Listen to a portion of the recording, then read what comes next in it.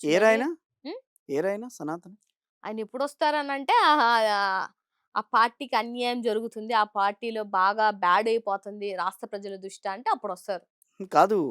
ఎలక్షన్స్‌కి ముందు ఈ 30,000 మంది ఆడపిల్లలు ఎక్కడ కనిపించకుండా పోయారు అని అన్నారు గదా! హ్మ్. మరి ఇప్పటి వరకు వాళ్ళెవరు కనిపించలేదా? ఆయన లేకపోతే కనిపించారు సార్. ఆయనకి తప్పిపోయిన 30,000 మంది ఏమయ్యారు అని అడగకూడదు. ఆ! సుగాలి ప్రీతికి న్యాయం జరగలేదు ఎందుకు అని అడక్ అడగకూడదు. ఓకే. లేదు మీ పార్టీలో ఉన్నటువంటి ఆ వినితానో, లేకపోతే రజినీనో పాపం వీళ్ళందరూ ఆ పార్టీకి పోరాడి బయటకొచ్చినోళ్ళే గదా!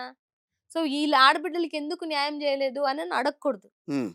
అరే! నడి రోడ్డు మీద ఒక మహిళకి వస్త్ర వివక్షణ జరిగింది అనని గూడా క్వెషన్ జేయగూడదు. హ్మ్. చట్టాలు తీసుకొస్తాను, పటిష్టమైనటువంటి చట్టాలు తీసుకొస్తానని మాట్లాడారు గదా! ఆయన చుట్టూ తిరిగే వాళ్ళు గూడా 'అరవ శ్రీధర్' లాంటి వాళ్ళు వ్యవహారాలు గూడా అన్నారా బయటికి సార్? రాకూడదు గదా! బాగా గుర్తు చేశారు. ఆ! 'అరవ శ్రీధర్' గారి విషయంలో ఒక దళిత మహిళని నీ పార్టీకి సంబంధించినటువంటి ఒక వ్యక్తితో కొట్టిచ్చారు గదా! ఓ దళిత మహిళని. పోనీ సస్పెండ్ చేసారా లేదు. అతనికి?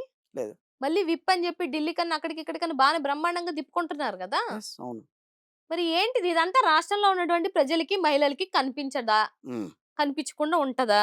పోనీ 27 నెలల కాలంలో ఏమన్నా పటిష్టమైనటువంటి చట్టాలు తెద్దామని ఎక్కడన్నా రెస్ట్ తీసుకొని చేసిన ఉన్నారా? చట్టాలను పక్కన పడేస్తున్నారయి.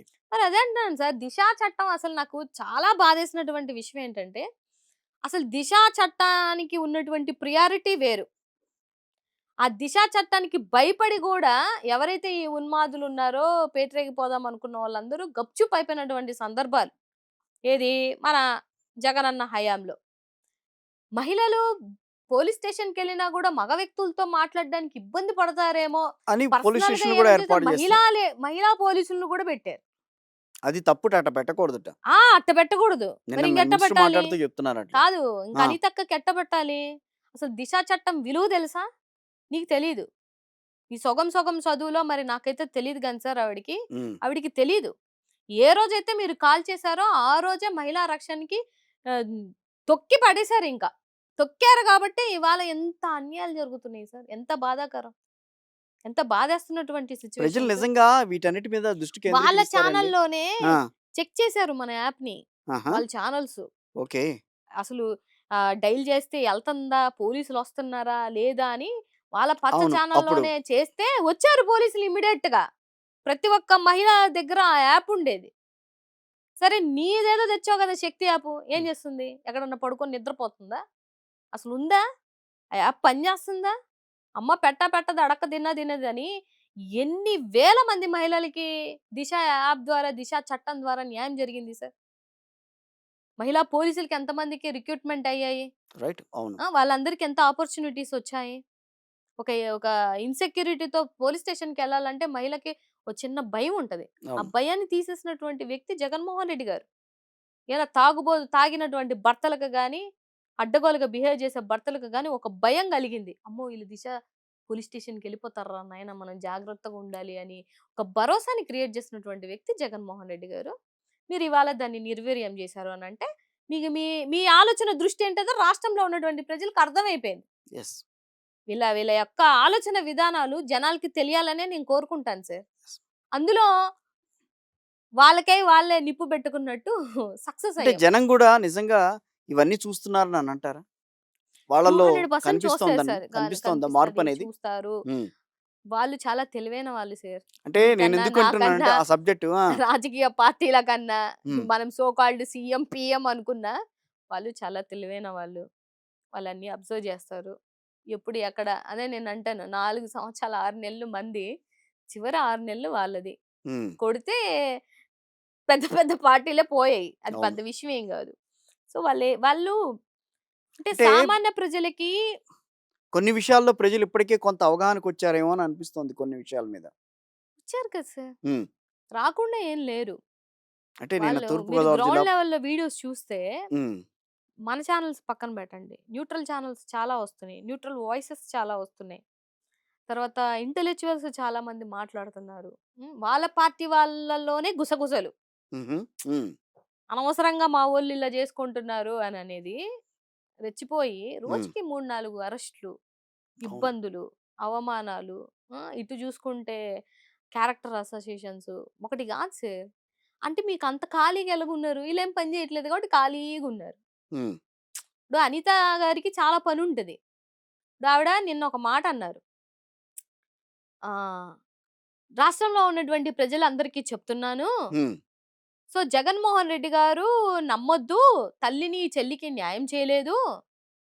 లేతే బాబాయ్ విషయంలో సరే ఆవిడ ఇచ్చేయలేదు. సో అండ్ సో ఏదో అనేసారు. మళ్ళీ ఏదో వద్దులెండి అన్నారు అవన్నీ. కదా సార్. విన్నా. ఆ! ఇప్పుడు ఆవిడ నేను చాలా సార్లు చెప్పాను సార్. ఆవిడ పర్సనలైజ్డ్‌గా జగన్మోహన్ రెడ్డి గారిని ఎత్తి చూపి మాట్లాడుతుంది ఎందుకట్లా? కదా! ఒక ఒక సరే నేను కూడా పర్సనలైజ్డ్‌గా ఒక మాట అడుగుతాను సార్. హ్మ్. మరి మీ భర్త గారి మీద మీరెందుకు కేసులు పెట్టారు? మీ నియోజకవర్గంలోనే ఎందుకు మీరు రేప్ కేసులు పెట్టారు? ఏది మీకు అండగా ఉన్న వాళ్ళ మీద మీరు రేపుల కేసులు పెట్టారు. హుహు. టోల్ హ్మ్. గేట్ సీన్ అన్నటువంటి వ్యక్తి 70,00,000 చెక్ బౌన్సుల కేసయితే హ్మ్. అతని మీద ఎన్ని కేసులేశారు? ఎట్టా ఇప్పుడు ఆ కేసులన్నీ అలా మాయమైపోయాయి మీరొచ్చిన 2 సంవత్సరాల్లోనే? 2014కి మీ పొజిషన్ ఏంటిది? 2024కి ఇవాళ మీ పొజిషన్ ఏంటిది? ఎలా మారింది? ఏ ముడుపులొచ్చాయి మన చేతికి? ఇలా నేను పర్సనలైజ్డ్‌గా చాలా అడగగలుగుతాం. రైట్. ఓకే. సో, మాకొక విజ్ఞత ఉంది గాబట్టి, మేము చాలా వరకు ఆలోచిస్తాం ఒక లైన్ వరకు. రైట్. కానీ మా జగన్ గారి జోలికి పదే పదే ఎళ్తే, మీ అత్తగారికి అనకాపల్లిలో నీ ఎలక్షన్ టైమ్‌లో ఒక ల్యాండ్ తాకట్టు పెట్టి డబ్బులు తెచ్చుకున్నారు. ఇది ఏ రోజు విడిపిస్తారు? హ్మ్. సో, నేనున్న రాష్ట్రంలో ఉన్న మహిళలకి ఏం చెప్తున్నానంటే, ఆళ్ళ సొంత ఇంట్లో ఉన్న వాళ్ళకే ఆమె న్యాయం చేయలేకపోయింది హోంమంత్రిగా. హ్మ్. సో, మీకు గూడా ఏం న్యాయం చేయదు కాబట్టి హోంమంత్రి అనిత గారిని నమ్మకండి. ఓకే. ఆవిడ దగ్గర న్యాయం జరుగుతదనే విషయాన్ని నమ్మకండి. సో, ఇదే నేను చెప్పగలుగుతాను సార్. సో, ఈవిడకి సపోర్ట్ చేస్తున్న లోకేష్ బాబు గారిని ఇంకా అంతకన్నా నమ్మకండి. హ్మ్. ఏమో ఎందుకంటే కొంతమంది ఇవాళ కొంతమంది లిస్ట్ తీశారు. మంత్రుల లిస్టు. వీళ్ళ పెర్ఫార్మన్స్ బాగోలేదు. తీసేస్తారు తొందరలో అని జెప్పి మాట్లాడుతున్నారు. రె తీసేస్తే తీసేస్తారు సార్. హ్మ్. నిన్న ఒక ఆవిడ ఎన్ఆర్ఐ హ్మ్. మొత్తం ట్యాగ్ చేసి పడేసింది. ఎవరికి? హోంమంత్రి అనిత గారికి, లోకేష్ బాబు గారికి, పవన్ కళ్యాణ్ గారికి, చంద్రబాబు నాయుడు గారికి. క్లీన్ యువర్ క్యాబినెట్ బ్రో అని చెప్పింది ఆవిడ. ఓకే. ఎంత సిగ్గుచేటు. ఎందుకు ట్యాగ్ చేసింది? ఎవరో హ్మ్. ఆ మంత్రి అంట. మరి హ్మ్. ఆ మంత్రి ఎవరో ఆహ్, ఆవిడ కూడా నిన్న అంటుంది అనిత గారు. థాంక్స్ మీరు కూడా పేరు చెప్పలేదనని. హుహు. ఏంది? ఎందుకు థాంక్స్? ఏం ఉద్ధరించారని థాంక్స్? ఎక్కడో ఉన్న ఒక ఎన్ఆర్ఐ, ఒక యాక్టివిస్ట్, హ్మ్. ఎన్‌జీఓ పెట్టుకున్నటువంటి వ్యక్తి, అలాంటి వ్యక్తి మీ అందరికి ట్యాగ్ చేసి పెట్టింది అననంటే ఆవిడ వైఎస్ఆర్‌సీపీ అని జెప్పి ప్రచారం చేస్తారు ఇంక రేపటి అదే రోజున. చేస్తారు. ఇంక అది వేరే విషయం. ఆ! ఆవిడ వైఎస్ఆర్‌సీపీ అనడం వేరే విషయం. ఆ! ఆవిడ మీద ఎన్ని నిందలేస్తారో చూడండి. అది కరెక్ట్. రివర్స్‌లో ఆవిడ మీద కేస్ పెడతారు. నువ్వు ఎన్‌జీఓ కదా! ఈ ఫండ్ లాగేసావు, ఆ ఫండ్ లాగేసావు అని చెప్పేసి మాట్లాడతారు. అంటే ఎవరు గూడా ప్రభుత్వాన్ని ప్రశ్నించకూడదు. హ్మ్. తప్పు మాట సార్. హ్మ్. ఇప్పుడు ఇవాళ రాష్ట్రంలో ఎవరిని ప్రశ్నించకూడదు. ఓకే. ప్రశ్నించినోళ్ళందరూ జైళ్ళల్లో ఉన్నారు. అడ్డగోలుగా జైల్‌లో పెట్టారు వాళ్ళందరిని. ప్రశ్నించేందుకే నేను పార్టీ పెట్టానన్న ఆయన ఆయన కనిపించడు. లేరు. హ్మ్. ఆయన ఓన్లీ దేశం కోసం పోరాడతారు. ఏ హుహు. దేశం? తెలుగుదేశం అన్న విషయం అందరికీ తెలుసు. అదేంటి సనాతన ఆయన దేశం కోసం హ్మ్. అంటే నేనింకా భారతదేశం కోసం పోరాడతాడు అనుకుంటున్నా కొన్ని నేను. రోజులు ఆ! ముక్కు ఆపరేషన్ అని ఎళ్లారు. మీకు ఆ ఓకే. రోజు లాస్ట్ టైమ్ ఎప్పుడో నేను చెప్పిన మన మాటలు క్యాజువల్ మాటల్లో చెప్పినట్టు గుర్తుంది. ఓకే. ఇంక చూడండి సార్ ఇంకొక 6 నెలల్లో ఇంకో సర్జరీకెళ్తారు అని చెప్పాను మీకు. అ గుర్తుందో లేదో? రైట్. వేరే ఛానెల్‌లో ఉన్నప్పుడు చెప్పుంటారు నేను చెప్పాను. అనుకోవటం. హ్మ్. ఆ! హ్మ్. అన్నట్టుగానే మొన్న చెయ్యి సర్జరీకి ఎళ్లారు. కానీ ఏ మాటకి ఆ మాట ఆయన ఎక్కడున్నా సరే ప్రభుత్వానికి సంబంధించిన ఫైల్‌లు చూస్తున్నారాయన. హ్మ్. ప్రభుత్వానికి సంబంధించిన వాళ్ళందరినీ కలుస్తున్నారాయనక్కడ. అన్నీ జరుగుతున్నాయి. ఆయన గూడా ఏదో శిలాఫలకం మీద ఆయన బొమ్మ తీశారని ఫీల్ అవుతున్నారంట. ఇది విశ్వసనీయ వర్గాల సమాచారం. యెస్. మొన్న జరిగిన దాని మీద. ఆయనే చెప్పారు గదా! హ్మ్. ఓపెన్‌గా. హ్మ్. సో, ఇవి కాదు సార్.